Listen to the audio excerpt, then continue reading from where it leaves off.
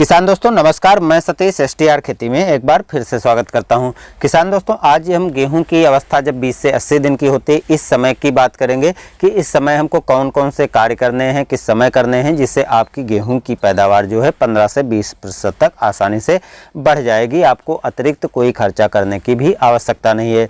ये निर्भर करता है जो हम सिंचाइयाँ करते हैं इन बातों पर, जो उर्वरक देते हैं इस पर, और जो चारा नियंत्रण के लिए दवाओं का यूज करते हैं इस पर। ये सभी चीज़ों को हम यूज ही करते हैं, लेकिन यदि हम इनको सही तरीके से सही समय पर यूज करें तो हम अपने गेहूं की फसल में 15 से 20% तक आसानी से उपज में बढ़ोतरी कर सकते हैं। तो पहले हम बात करते हैं सिंचाई के बारे में, लेकिन दोस्तों उसके पहले एक लाइक तो बनता है। तो अब दोस्तों यहाँ पर हम सिंचाई के बारे में यदि बात करें तो अलग अलग क्षेत्रों में सिंचाइयों की आवश्यकता भी अलग अलग पड़ती है।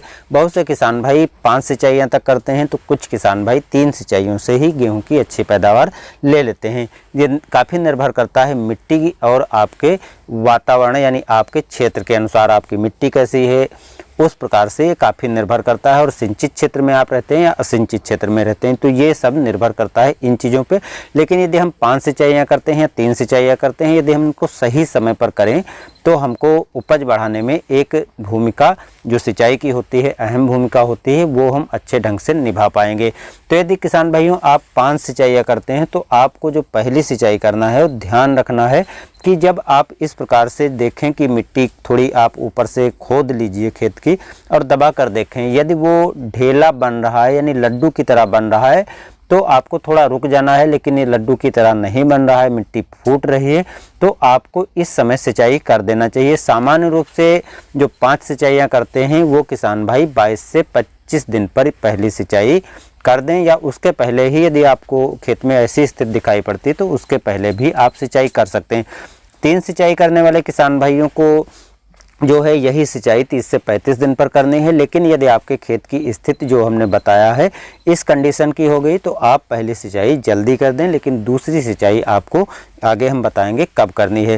लेकिन 5 सिंचाई जो किसान भाई करते हैं उनको दूसरी सिंचाई जो है 40 से 45 दिन की अवस्था पर करनी है, और तीसरी सिंचाई 60 से 65 दिन पर कर देनी है। चौथी सिंचाई आपको करनी है 80 से 85 दिन पर, और 5वीं सिंचाई आपको करनी है क्योंकि अब प्रजातियों की बारी आती है कि कुछ लंबे समय में पक कर तैयार होती हैं, कुछ जल्दी पक कर तैयार होती हैं।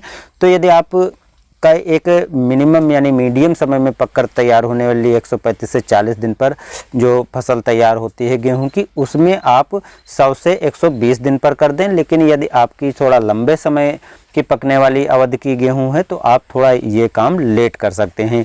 यही लागू होता है 3 सिंचाइयों पर। 3 सिंचाई यदि आप करते हैं तो दूसरी सिंचाई आपको 65 से 70 दिन की अवस्था पर करनी है, और तीसरी सिंचाई 100 से 120 दिन पर करनी है।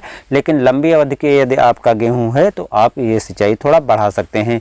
यदि बीच में बरसात हो जाती है जो 3 सिंचाइयाँ करते हैं तो अपनी 3 सिंचाइयाँ जो इस प्रकार से हैं इसी स्टेज में करें। लेकिन यदि इसी स्टेज में बरसात होती है 65 से 70 दिन पर या 100 से 120 दिन पर, तो आपको उस सिंचाई की बचत हो जाती है। और जो 5 सिंचाई किसान भाई करते हैं इस बीच में कोई ना कोई समय पर बरसात हो जाती है तो आपकी सिंचाई भी इसमें बच जाएगी। लेकिन अब सिंचाइयों के बाद काफ़ी निर्भर करती हैं उर्वरकें जो हमारी उपज को बढ़ाती या कम करती हैं। तो 20 से 80 दिन का जो समय है इस पर हमको उर्वरकों का सही समय पर यूज करना है, जिससे हमारा खर्चा कम आएगा और उपज भी आपकी बढ़ सकती है। जब आप पहले सिंचाई कर रहे हो, चाहे 3 सिंचाइयाँ कर रहे हो चाहे 5 सिंचाइयाँ कर रहे हो, उस समय आपको पहली सिंचाई के साथ साथ 30 किलो यूरिया देनी है एक एक में। और उसके साथ ही यदि आपने बुआई के समय म्यूरेट ऑफ पोटाश नहीं दिया है तो 60% वाली म्यूरेट ऑफ पोटाश आपको 20 से 30 किलोग्राम देना है आपके मिट्टी के क्षेत्र के अनुसार। यदि आपने जिंक नहीं दिया है तो जिंक भी दे सकते हैं, और यही समय होता है आपको ग्रोथ प्रमोटर भी देने का। तो ये काम आपको पहली सिंचाई पर कर लेना है, और इसी समय आपको जो खरपतवार नाशी हैं उसका भी उपयोग करना है, वो हम आगे बाद में इसके बारे में भी बात करेंगे। दूसरी सिंचाई जब आप करते हैं तो यूरिया की शेष जो मात्रा आपकी बची हुई है 25 से 30 किलोग्राम वो आपको देना है। और या आप इसकी जगह पर NPK 19-19-19 1 किलोग्राम ले लीजिए, साथ में ग्रोथ प्रोमोटर ले लीजिए और स्प्रे कर सकते हैं। जो 40 से 45 दिन पर किसान भाई करते हैं वो ये काम करें, और जो 60 से 70 यानी 3 सिंचाइयाँ करते हैं उन किसान भाइयों को 19-19-19 की जगह पर 0-52-34 का स्प्रे करना है। इसके बाद दोस्तों जब हम लास्ट सिंचाई करते हैं यानी 100 से 120 दिन पर, तो इस समय आप 0-52-34 या 0-0-50 में से कोई भी एक उर्वरक को ले लीजिए और स्प्रे आपको कर देना है। इस समय ना तो आपको कोई ग्रोथ प्रोमोटर देना है, ना तो कोई अन्य उर्वरकों को देने की आवश्यकता रहती है। हाँ, यदि आपके खेत में इस अवस्था में माहू का प्रकोप दिखाई पड़ता है तो आप साथ में थायोमेथाक्सम मिला करके भी स्प्रे कर सकते हैं। इसकी 100 ml मात्रा आपको साथ में मिला लेना है और 1 एकड़ में स्प्रे कर देना है। इस समय जब आप 0-52-34 या 0-0-50 का स्प्रे करेंगे तो आपको काफ़ी बेटर लाभ मिलता है, जिससे आपकी उपज भी बढ़ जाएगी, क्योंकि दाने का भराव अच्छा होगा, दाना चमकदार होगा और दाना बैठेगा नहीं, तो उपज आपको अच्छी मिल जाएगी। लेकिन यदि चारा मार की बात करें तो चारा मार के लिए हमको चारा मार दवाओं का स्प्रे करना पड़ता है, यानी हर्बिसाइड का स्प्रे करना होता है। जो 35 दिन तक हम चारा मार का स्प्रे कर सकते हैं, यानी जो हम पहली सिंचाई करते हैं तो वो 20 से लगा करके 35 दिन पर जो भी समय हमारे लिए पहली सिंचाई का है उस समय हमको चारा मार का स्प्रे कर देना है, जिससे चारा जो है हमारे खेत में जो खरपतवार हैं वो अच्छी तरह से कंट्रोल हो जाएं। चारा मार पर हमने काफ़ी ढेर सारी जानकारी दी है, तो वो वीडियो भी आप चैनल के माध्यम से जानकारी ले सकते हैं, देख सकते हैं।